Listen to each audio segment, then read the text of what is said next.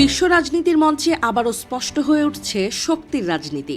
যুক্তরাষ্ট্র, চীন ও রাশিয়া এই তিন পরাশক্তি নতুন করে ক্ষমতা প্রদর্শনের প্রতিযোগিতায় নেমেছে। এই তিন শক্তির মহাযজ্ঞের প্রভাব পড়ছে গোটা বৈশ্বিক ব্যবস্থায়।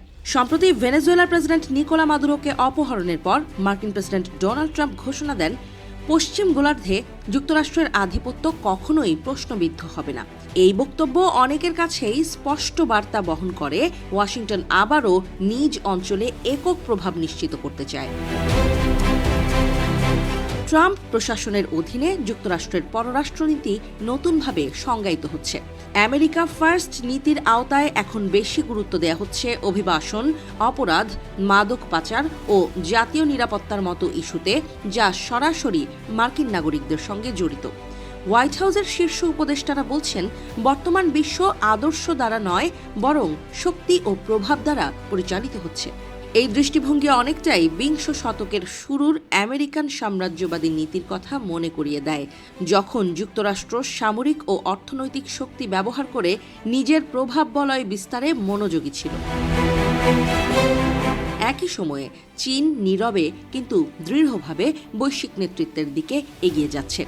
মাত্র 2 দশক আগেও যুক্তরাষ্ট্র নির্ভর বৈশ্বিক ব্যবস্থায় তুলনামূলকভাবে গৌণ শক্তি ছিল বেইজিং।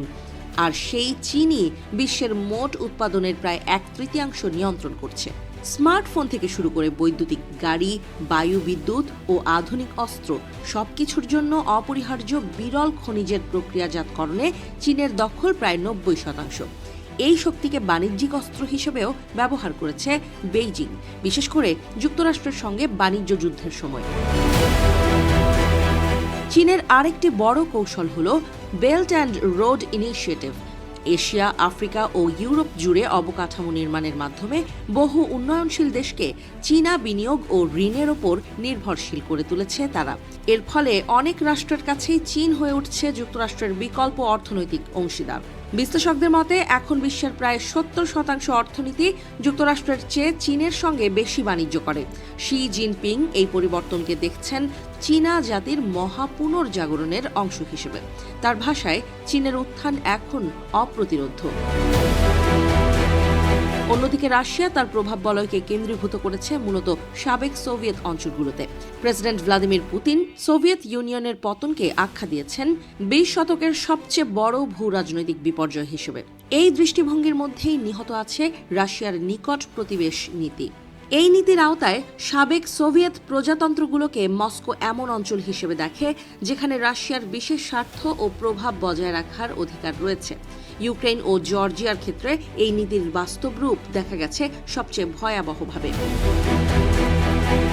2014 সালে ক্রিমিয়া দখল এবং 2022 সালে ইউক্রেনে পূর্ণমাত্রার আগ্রাসন দেখিয়েছে রাজনৈতিক ও অর্থনৈতিক চাপ ব্যর্থ হলে সামরিক শক্তি ব্যবহার করতেও পিছপা হবে না রাশিয়া। একইভাবে 2008 সালে জর্জিয়ার বিরুদ্ধে যুদ্ধের মাধ্যমে দেশটির প্রায় 1/5 ভূখণ্ডে রুশ নিয়ন্ত্রণ প্রতিষ্ঠিত হয়। বিশ্লেষকরা বলছেন, পশ্চিমা বিশ্বের দুর্বল ও ধীর প্রতিক্রিয়াই পুতিনকে আরও আগ্রাসী করেছে। ফলে প্রভাব বলয় ভিত্তিক রাজনীতির পুনরুত্থান বিশ্বকে আবারও ঠান্ডা যুদ্ধ পূর্ব অন্ধকার অধ্যায়ের দিকে ঠেলে দিতে পারে।